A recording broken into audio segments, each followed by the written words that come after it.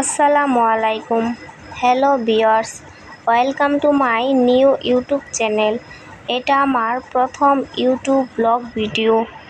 আজকে আমি আপনাদের সাথে শেয়ার করব আমার শাশুড়ি মায়ের হাতের কচু শাক রান্নার রেসিপি। আশা করি ভিডিওটা ভালো লাগলে সবাই আমার পাশে থাকবেন। আর হ্যাঁ, মনে রাখবেন কচু শাকে প্রচুর পরিমাণ আয়রন এবং ভিটামিন এ থাকে, যা আমাদের দেহের জন্য অত্যন্ত প্রয়োজনীয়। সবাই দেখতেই পাচ্ছেন আমার মা কাঁচি দিয়ে শাকগুলোকে কেটে নিচ্ছে।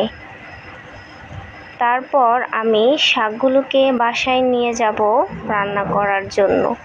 দেখতেই পাচ্ছেন শাকগুলো কত সুন্দর সবুজ এবং তরতাজা, একদম ভেজাল মুক্ত।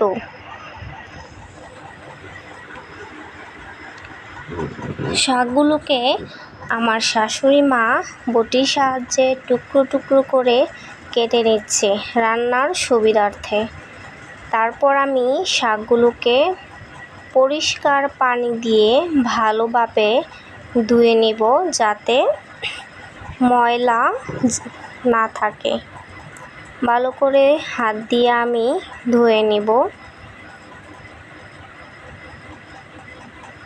আমার ধোয়া শেষ। এখন আমি শাকগুলোকে রান্নার জন্য নিয়ে যাব।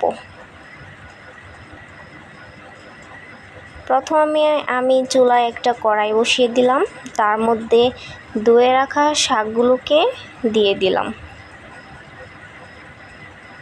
অল্প অল্প করে শাকগুলো দেওয়া শেষ।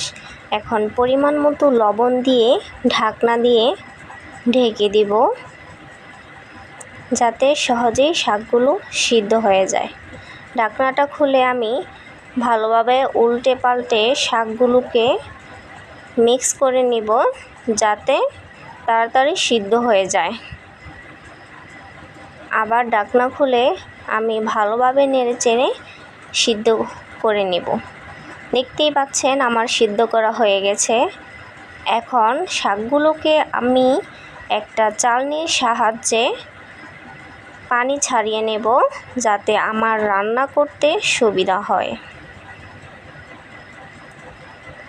প্রথমে চুলায় আমার শাশুড়ি মা কড়াই বসিয়ে দিল, তার মধ্যে তেল, রসুন কুচি দিয়ে দিল।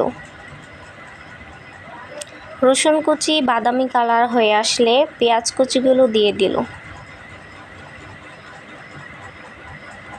তারপর দিয়ে দিল আদার পেস্ট, রসুনের পেস্ট, আগে থেকে ভেজে রাখা শুকনো মরিচগুলো হাতে কুচলিয়ে ভেঙে দিল।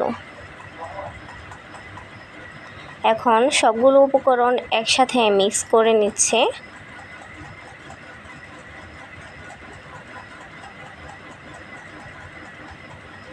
সবগুলো উপকরণ বাদামি কালার হয়ে আসলে তাতে একটু পানি দিয়ে দিল মশলা দিয়ে কষানোর জন্য। প্রথমে হলুদ দিয়ে দিল 1 চা চামচ, পরিমাণ মতো মরিচের গুঁড়া, পরিমাণ মতো লবণ। সবগুলো উপকরণ একসাথে দিয়ে ভালোভাবে মিক্স করে নিব, যাতে মশলাগুলো ভালোভাবে কষে যায়। এখন শাকগুলোকে মশলার উপর ছেড়ে দিব। তারপর খুরচুনের সাহায্যে শাকগুলোকে ভালোভাবে নেড়েচেড়ে মশলার সাথে মিক্স করে নিব। এই যে দেখেন নাড়তে নাড়তে মিক্স করা হয়ে গেছে। আমার শাক রান্না প্রায় শেষ। কত সুন্দর মিহি হয়ে গেছে। যখন দেখবেন এরকম হয়ে গেছে, তখন নামিয়ে নেব। আমার শাক রান্না শেষ। এখন আমি আমার গাছের লেবু দিয়ে পরিবেশন করে ফেললাম। আপনারাও চাইলে ট্রাই করে দেখতে পারেন। গরম গরম ভাতের সাথে খেয়ে দেখবেন, ভালো লাগবে। সবাই ভালো থাকবেন। আসসালামু আলাইকুম।